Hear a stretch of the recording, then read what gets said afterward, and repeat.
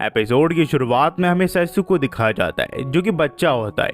यहाँ पे यूही से पहली बार मिला होता है। यूही उसे कहती है चलो बाहर जाके खेलते हैं, पर सेसु कहते हैं कि बाहर बहुत ज्यादा गर्मी है, मैं अंदर ही रहना पसंद करूंगा। यूही कहती है कैसी बात कर रहे हो तुम। पहले यूही को लगा कि सेसु काफी ज्यादा वियर्ड है, बाद में धीरे धीरे ये दोनों करीब आते गए और धीरे धीरे यूही इससे अटैच होती गई और इसे पता भी नहीं चला कि कब ये सेसु को पसंद करने लगी। हमें फिर इनके मिडिल स्कूल में दिखाया जाता है जहाँ यूही एक हाई स्कूल के पोस्टर को देखती है। यहाँ पे सेसु भी जाने वाला है। यूही सेसु को कहती है वो उसके साथ सेम हाई स्कूल में जाना चाहती है।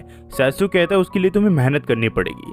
यूही फिर इसके घर आने के बाद इसे पूछती है कि सेसु तुम्हें क्या लगता है कि हम दोनों एक साथ इस हाई स्कूल में जा सकते हैं। सेसु इसे कहता है स्कूल में एडमिशन लेना आसान नहीं है, तो मेरे हिसाब से तुम्हें एक नॉर्मल स्कूल में एडमिशन लेना चाहिए, ये काफी ज्यादा ट्रबल की बात है। ये कहती है ठीक है मैं समझ गई और ये यहाँ से उदास होकर चली जाती है। पर यूही हार नहीं मानती, वो आखिर तक पूरी कोशिश करती है ताकि उसका एडमिशन हो जाए। पर काफी कोशिश करने के बाद भी उसके जो ग्रेड्स है वो इम्प्रूव नहीं हो रहे होते, तो यहाँ पे यूही गिव अप करने का फैसला कर लेती है। उतने में कुछ लोग इससे मिलने के लिए आते हैं जो कि इससे कहते हैं कि क्या हुआ, तुम्हारे स्कूल में नंबर कम आए क्या, तुम्हें ज्यादा कोशिश नहीं करनी चाहिए, तुम्हें स्कूल को छोड़ के हमारे साथ घूमने चलना चाहिए। उतने में सेसु यहाँ पे आ जाता है जो कि कहता है क्या आप दूसरी लड़की को जाके पिकअप कर सकते हो क्या, हम एक पढ़ाई करने के लिए जाना। और ये लोग यहाँ से चले जाते हैं। सेसु फिर कहता है अब तुम क्या करने वाले हो। उन्होंने बिल्कुल सही कहा, तुम्हारी जितनी एबिलिटी है तुम्हें उसी उतना ही पुश करना चाहिए, तुम ज्यादा करोगी तो तुम्हारी तबीयत भी खराब हो सकती है। पर यूही से कहती है वो उसी के स्कूल में जाना चाहती है चाहे जो हो जाए। तो ये कहता है लगता है मैं इसका कुछ कर भी नहीं सकता और तुम इतनी शिद्दत से अपने नंबर्स बढ़ाना चाहती हो तो मैं तुम्हारी हेल्प कर दूंगा, मैं तुम्हारी स्टडीज में हेल्प करूंगा। यूही इससे खुश हो जाती है। यूही फिर सोचती है कि काश ये पल यहीं पे रुक जाए और यूकी के साथ वो जिंदगी भर यहीं पे रहे। फिर हमें दिखाया जाता है दूसरी दुनिया में जहाँ यूही की जो ताकत है मैजिकल की वो काफी ज्यादा बढ़ चुकी होती है। एलिका इसे देख के काफी ज्यादा इंप्रेस हो जाती है और उसकी काफी ज्यादा तारीफ करती है। फिर जब ट्रेनिंग खत्म हो जाती है यूही ग्रीन और एलिका से पूछती है कि आपको यूकी कुन के बारे में कुछ पता है क्या, आप दोनों उसके साथी हो ना। ये दोनों कहते कि हम उसके ही साथी है। एलिका कहती कि मैं उसके बारे में तो ऐसे ही फील करती हूँ, पर उसका पता नहीं वो हमें अपने साथी की तरह मानता ही कि नहीं, पर फिर भी चाहे जो हो जाए हम उसकी हमेशा रिस्पेक्ट करते रहेंगे। अब तुम बताओ तुम यहाँ पे किस लिए आई हो और तुम्हारा सवाल क्या है। ये कहती है कि वो भी यूकी के साथ हमेशा रहना चाहती है। यूही फिर एलिका को कहती है कि वो उसे ट्रेन करे। एलिका फिर इसे छत पे ले आती है और उसे बताती है कि सेसु की वजह से इस दुनिया में शांति आई है, हम यहाँ बात कर रहे हैं और मेरे हिसाब से सेसु अभी किसी के साथ लड़ रहा होगा ताकि इस दुनिया में शांति वो बनाए रख सके। पर हमें हमेशा तैयार रहना पड़ता है क्योंकि हमें नहीं पता कि कब विरोधी हमारे ऊपर हमला कर दे। तो यूही से कहती है उसके अंदर चाहत है यूकी के साथ हमेशा रहने की और इसके अंदर डिटरमिनेशन भी है, तो ये चाहती है कि एलिका उसे ट्रेन करे। तो एलिका कहती है ठीक है। तो एलिका कहती है तो फिर ठीक है मैं तुम्हें अच्छे से ट्रेन कर दूंगी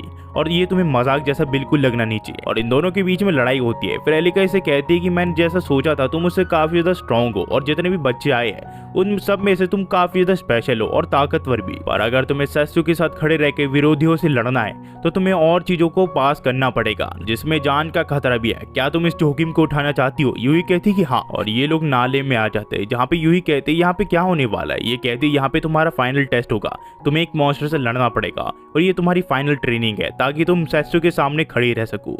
ये कहती है ठीक है। इसके सामने फिर एक एलिगेटर आ जाता है जो कि यूही के ऊपर हमला कर देता है। यूही यहाँ पे घबरा रही होती है। एलिका इसे बार बार कह रही होती है कि तुम्हें घबराने की कोई जरूरत नहीं है, तुम्हें सिर्फ उसे मारना है, तुम अपनी उसे ताकत दिखाओ, बाकी सब मैं संभाल लूंगी। यहाँ पे यूही कुछ समझ नहीं पाती और उसके ऊपर फायर बॉल का यूज कर देती है। ये उस एलिगेटर को लग भी जाता है। यूही कहती देखा मैंने कर दिया एलिका, मैंने कर दिया। पर एलिका कहती ध्यान लगाओ, तुम्हें अपना ध्यान भटकने नहीं देना है। और जैसा एलिका ने कहा था वैसे ही होता है।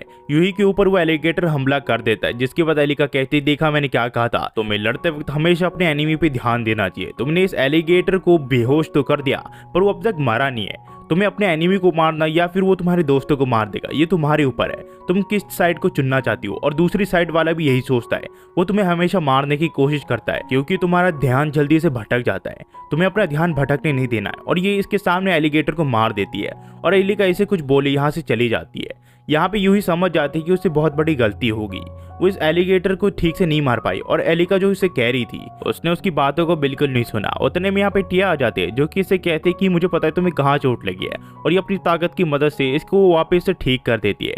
जिसके बाद ये कहती है कि इसे पता है कि एलिका इसके ऊपर ज़्यादा जोर डाल रही है, पर वो तुम्हें ज़्यादा स्ट्रांग बनाना चाहती है। उसे नहीं पता कि सत्सु दूसरी दुनिया में कैसा है, पर जब भी वो यूही की तरफ देखता है वो ऐसे देखता है जैसे वो एलिका और हमारी तरफ देख रहा हो, यानी कि सत्सु तुम्हारी काफी ज्यादा रिस्पेक्ट करता है और वो इक्वली तुम्हें ट्रीट करता है, और एलिका भी ऐसे ही करना चाहती है, वो तुम्हें दूसरों से ज्यादा ताकतवर बनाना चाहती है। फिर टीएस से पूछते है कि वो सत्सु के इतने करीब क्यों रहना चाहती है, तो यूही से कहती है कि सत्सु उसकी पिछली दुनिया में काफी ज्यादा हेल्प करता है, तो इस बार इसकी बारी है, वो सत्सु की हेल्प करना चाहती है। फिर टिया यहाँ से जाने लग जाती है, पर जाने से पहले इसे कहती है कि कभी हार मत मारना, और गुड लक कहती हुई यहाँ से चली जाती है। बाहर एलिका खड़ी होती है, टिया इसे बताती है उसकी चोट ज्यादा गहरी नहीं थी। एलिका कहती है कि मुझे नहीं पता आगे जाके कितने बड़े मॉन्स्टर से लड़ेगी, पर वो चाहती है कि यूही अपनी डिटर्मिनेशन को जल्दी ही ढूंढ ले। हमें फिर ग्रेन को दिखाया जाता है, जहाँ पे वो यूही को एक जगह खड़े हुए देखता है और वो उदास लग रही होती है। ग्रेन इससे पूछता है ये क्या कल रात के बारे में, तुम्हें उस चीज की चिंता नहीं करनी चाहिए, ये नेचुरल है, तुम हमेशा हिचकिचाओगी किसी की जान लेने के लिए, अगर तुम्हारे अपने की भी जान अगर दाव पे लगी होगी तो भी तुम हिचकिचाओगी दूसरे की जान लेने में।